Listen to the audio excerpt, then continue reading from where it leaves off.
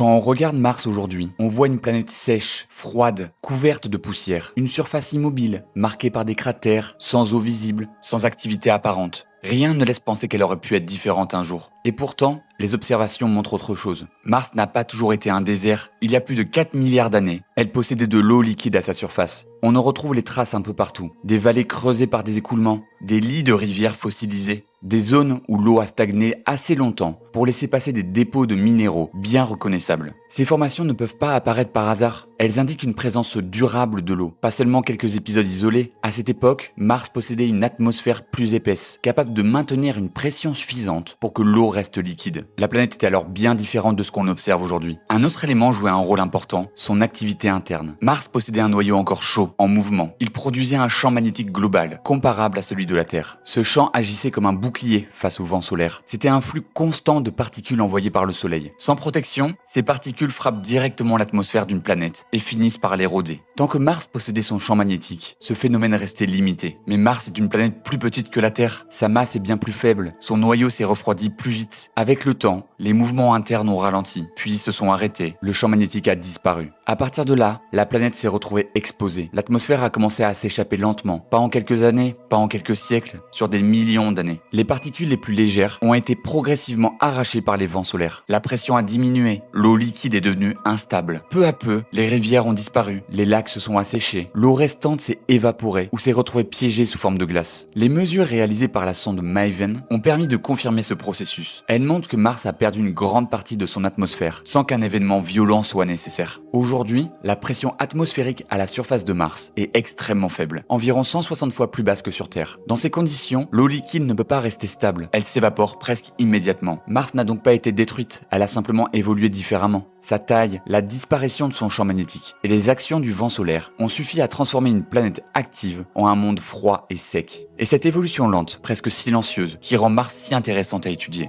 Ce qui rend cette planète particulière, c'est que son histoire est encore visible à sa surface. Contrairement à la Terre, elle n'a pas été remodelée en permanence par une activité géologique intense. Sa croûte est restée stable pendant très longtemps. Les traces du passé ne se sont pas effacées. Sur Terre, les continents bougent, les montagnes s'érodent, les fonds océaniques disparaissent puis se reforment. Une grande partie des paysages anciens n'existent plus. Mars fonctionne différemment. Une fois que son activité interne a ralenti, sa surface a très peu changé. Cela permet aujourd'hui d'observer des structures très anciennes, presque intactes. Les sondes orbitales ont révélé des réseaux de vallées étendues, parfois longs de plusieurs centaines de kilomètres. Leur forme est claire, elles ont été creusées par l'eau en mouvement. Pas un ruissellement ponctuel, mais des écoulements répétés sur une longue durée. On observe aussi des bassins fermés qui ont contenu de l'eau pendant des périodes prolongées. Certaines zones présentent des couches de sédiments superposées, formées lentement au fil du temps. Ce type de structure n'apparaît que lorsque l'eau est présente de manière stable. Ces observations montrent que Mars n'a pas seulement connu de l'eau, elle a connu des environnements où l'eau faisait partie du paysage. Le cratère de Jezero est un bon exemple. Il s'agit d'un ancien lac alimenté par une rivière. Le delta visible aujourd'hui s'est formé par l'accumulation progressive de sédiments transportés par l'eau. Ce genre de formation demande du temps. Il ne peut pas apparaître en quelques semaines ou en quelques années. C'est pour cette raison que ce site a été choisi pour l'exploration. Il permet d'étudier une période précise de l'histoire de Mars, à un moment où les conditions étaient encore compatibles avec la présence d'eau liquide. Mais l'intérêt de Mars ne se limite pas à la recherche d'eau passée. En étudiant ces roches, les scientifiques peuvent reconstituer l'évolution de la planète dans son ensemble. Ils peuvent dater les périodes d'activité volcanique, observer quand l'atmosphère a commencé à s'appauvrir, comprendre à quel moment le climat a basculé. Ces informations sont précieuses car elles montrent comment une planète peut changer lentement, sans événement brutal. Mars n'a pas connu une destruction soudaine, elle s'est transformée progressivement, à mesure que son énergie interne diminuait. Cette évolution permet de mieux comprendre ce qui rend une planète stable sur le long terme. Elle montre qu'une planète peut se trouver dans une zone favorable, autour d'une étoile, tout en devenant inhabitable si certains mécanismes cessent de fonctionner. Mars illustre parfaitement ce phénomène. Elle est située à une distance correcte du Soleil. Elle possédait de l'eau, elle avait une atmosphère, pourtant cela n'a pas suffi. C'est pour cette raison qu'elle est devenue une référence pour l'étude des planètes rocheuses. Elle sert de point de comparaison pour comprendre ce qui distingue une planète durablement habitable d'une planète qui ne l'est plus. Et c'est aussi ce qui explique pourquoi Mars fascine autant aujourd'hui. Non pas parce qu'elle serait accueillante, mais parce qu'elle permet de comprendre ce qui a fait basculer une planète d'un état stable à un état désertique. Maintenant, on va quitter un peu l'histoire géologique pour se rapprocher de l'humain. On va voir ce que ces conditions impliquent concrètement pour une présence sur Mars. Et pourquoi cette planète est bien plus difficile à habiter que l'on imagine.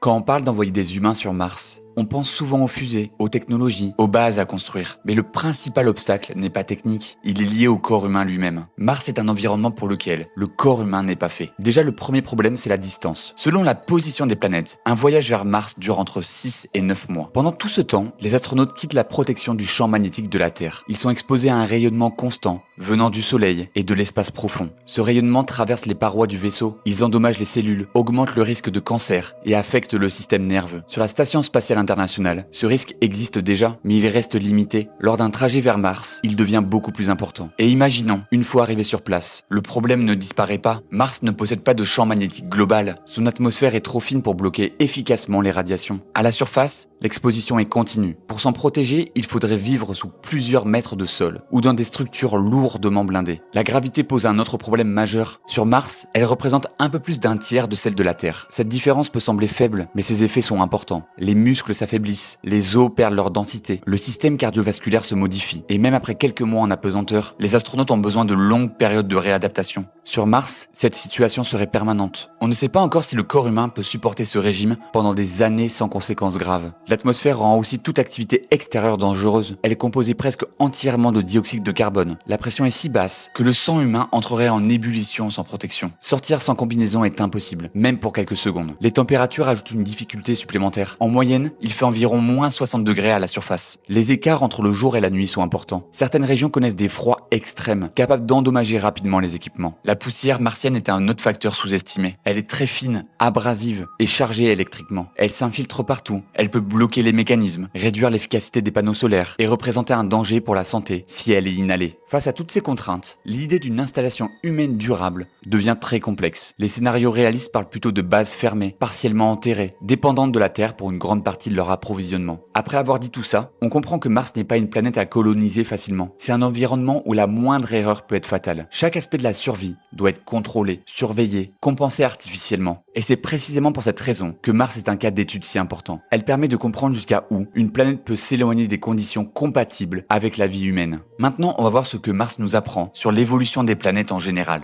Comme on le voit partout, Mars est souvent représenté comme une planète à conquérir. Mais en réalité, son intérêt principal n'est pas là. Mars n'est pas importante parce qu'on pourrait y vivre un jour. Elle est importante parce qu'elle nous montre ce qui arrive à une planète quand certains équilibres disparaissent. Ce que Mars nous apprend, c'est que l'habitabilité n'est jamais acquise. Une planète peut posséder de l'eau, une atmosphère, un climat relativement stable et perdre tout cela progressivement. Pas à cause d'un choc brutal, mais simplement parce que ses mécanismes internes cessent de fonctionner. Ce constat change la façon dont on regarde les planètes, y compris celles situées autour d'autres étoiles. Quand on observe une exoplanète dans la zone dite habitable, on sait que cette information ne suffit pas. La distance à l'étoile ne garantit rien. Ce qui compte, c'est la capacité de la planète à conserver son atmosphère, à maintenir une activité interne, à se protéger du rayonnement. Mars montre que ces conditions peuvent exister pendant un temps, puis disparaître. Elle permet aussi de mieux comprendre la Terre. Notre planète n'est pas habitable par hasard, elle l'est parce qu'un ensemble précis de facteurs fonctionne encore ensemble. Un noyau actif, un champ magnétique, une tectonique qui régule le climat, une atmosphère stable. Si l'un de ces éléments venait à disparaître, l'équilibre pourrait se rompre à son tour. Mars agit donc comme un rappel silencieux. Elle montre que les planètes évoluent, que leurs conditions changent et que l'habitabilité est fragile à l'échelle cosmique. C'est pour cette raison que les missions continuent de s'y rendre. Pas pour y construire des villes, mais pour comprendre comment une planète évolue, comment elle perd ce qui la rend vivante, et ce que cela implique pour notre avenir. Mars n'est pas une planète morte, c'est une planète qui a suivi une autre trajectoire. Et en l'étudiant, on ne recherche pas seulement à comprendre Mars, on cherche aussi à comprendre ce qui permet à une planète, comme la Terre, de rester vivable. Merci d'avoir regardé cette vidéo, et on se retrouve très vite pour la suite de notre parcours autour du système solaire.